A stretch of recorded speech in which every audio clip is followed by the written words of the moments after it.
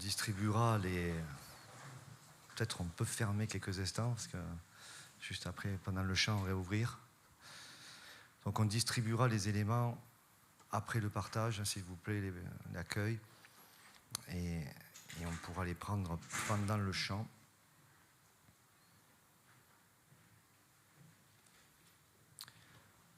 Seigneur, on te remet ce temps de partage dans ta parole, Jésus.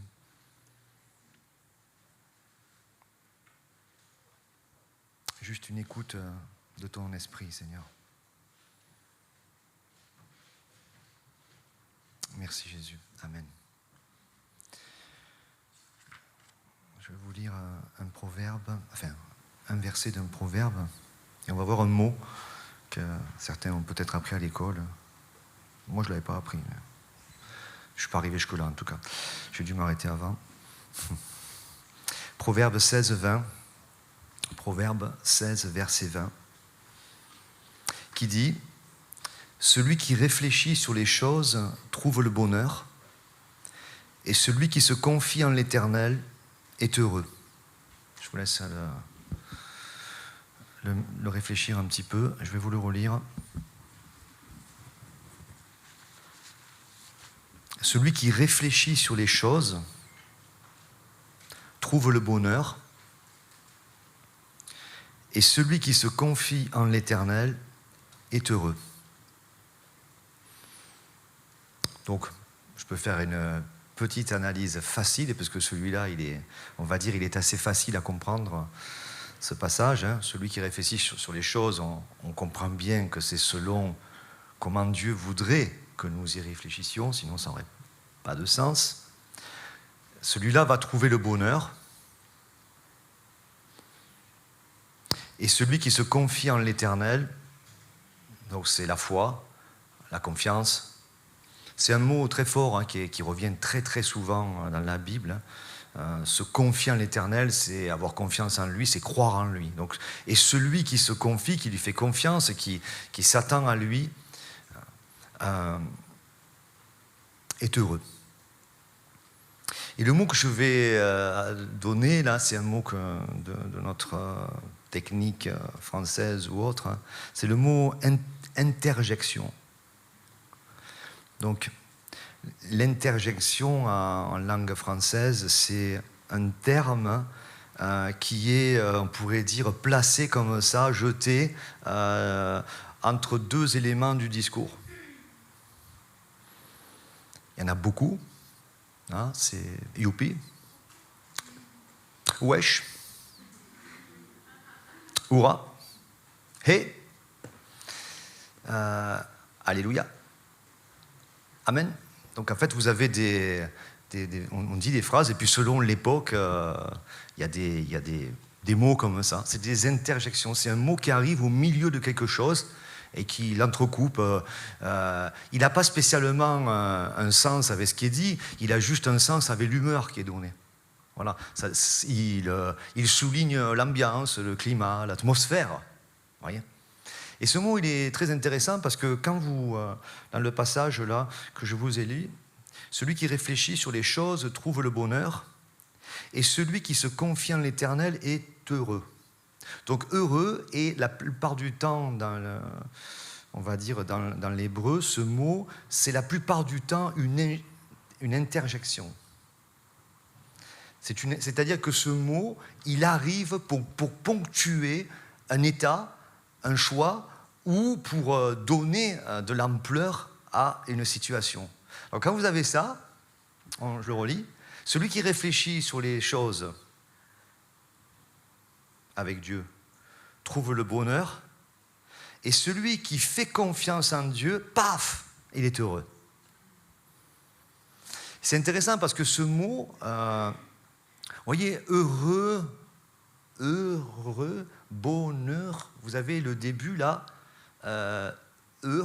bonheur, ou vous voyez. Vous voyez, ça, un il le commence, un il le finit en français. Vous voyez, ça c'est intéressant aussi. Donc ça vient bien sûr dans l'étymologie de longtemps en arrière, mais en fait, bonheur, ça vient de mots qui datent du Moyen-Âge, mais bien avant, ça veut dire une bonne augure, un bon présage, un bon sort, une bonne condition, une bonne destinée, bonheur. Heure, c'est ça. C'est un présage. Et c'est intéressant parce que ce mot qui arrive dans notre vie de la part de Dieu, cette interjection qui arrive, il est là pour donner un climat à un mot qui, si on l'oublie, veut rien dire en fait. Bonheur. Je crois qu'il y a un chanteur qui a dit « Il est où le bonheur ?»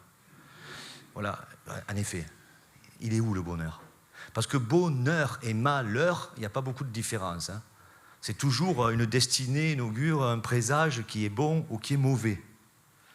Mais celui qui réfléchit aux choses de Dieu, paf, il y a une dimension que Dieu va donner, il faut bien que je le prononce, hein, une interjection, c'est-à-dire Dieu peut être placé dans une situation que tout le monde vit, dans une proclamation, une définition, une pensée que tout le monde vit, bonheur, malheur, mais s'il arrive là au milieu, vous comprenez hein, ce que je veux dire, si Dieu arrive, mais c'est intéressant parce que maintenant je vais vous parler d'un terme synonyme qui n'est pas utilisé en France, mais qui est utilisé, je crois, aux États-Unis, au Canada.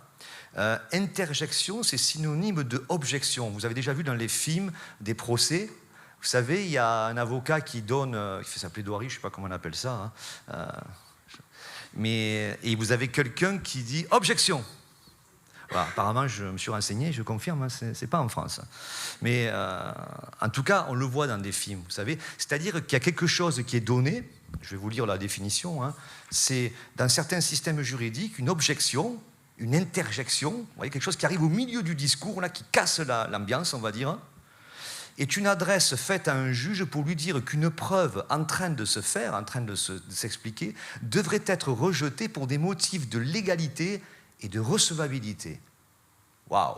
Il me semble que le Saint-Esprit, c'est aussi un avocat.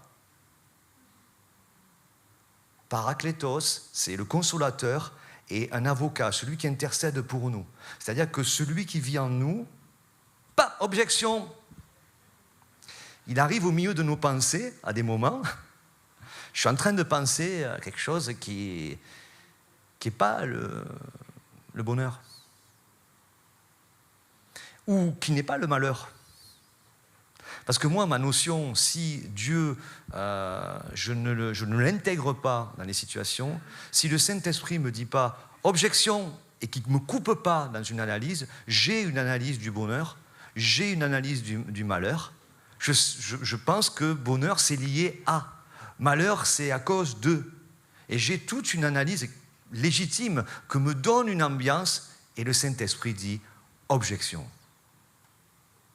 Objection. Et là, vous savez, comme vous avez vu ça dans les films, ça coupe et il dit, en général, quand ça se passe, quand on voit ça, parce qu'il y a un problème de légalité et de recevabilité. Dieu, le Saint-Esprit, me dit ça, tu ne peux pas le recevoir. Ce n'est pas légal dans ta place au ciel. Ce n'est pas légal. Tes pensées, ce n'est pas légal. Objection. Et je te redonne ce qu'il faut penser. Je te redonne que toi, tu dis que ça, c'est malheur. C'est une mauvaise destinée, c'est un mauvais avenir, parce que la situation dit ça. Objection, moi je te dis que tout concourt au bien de ceux qui aiment Dieu. Interjection. Vous l'avez vu? Il est passé là.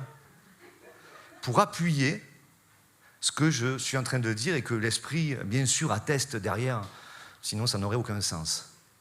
Le Saint-Esprit nous dit objection. Malheur, tout concourt au bien de ceux qui aiment Dieu. Je puis tout par celui qui me fortifie. Voilà ce que tu dois dire, votre honneur, votre Seigneur, je ne sais pas quoi, à qui tu es en train de te placer sous. Combien de fois on se place?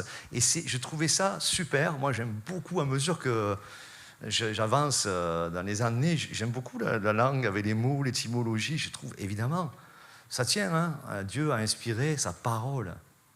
Nous sommes des gens du livre, on étudie, on creuse les mots. Oui. Et évidemment, bonheur, malheur, tu es heureux, toi? Tu es malheureux? Mais il y a des malheureux ou des malheurs qui sont pour la gloire de Dieu. Hein. Il y a des gens malheureux, ils sont plus bénis que des gens heureux.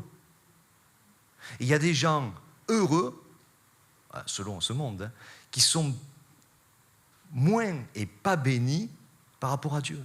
Parce qu'il n'y a pas cette interjection de Dieu dans la situation. Il n'y a pas la ponctuation, il n'y a pas le relief, il n'y a pas la place à Dieu. Et c'est ce qu'on prie tous les jours, enfin, j'espère.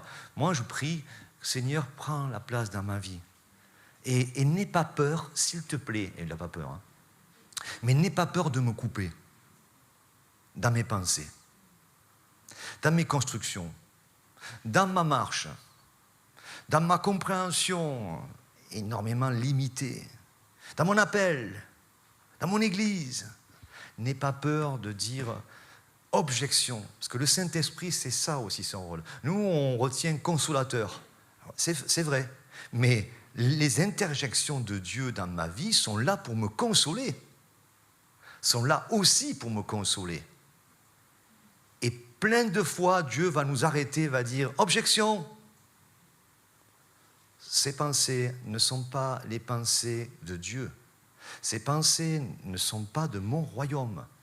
Donc, je me permets de m'interférer, je me permets de m'introduire dans ta vie parce que, apparemment, tu le demandes en plus par moment, sinon ça n'aurait aucun sens, et je te redonne la bonne définition qui sera recevable devant Dieu, devant le diable, la chair, tout ce que vous voulez, mais surtout pour toi.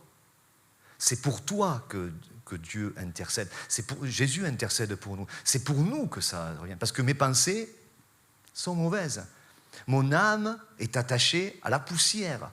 Objection, rends-moi la vie selon ta pensée, selon ta parole. C'est extraordinaire de penser ça. Et pourvu que nous grandissions, pourvu que nous continuions à laisser...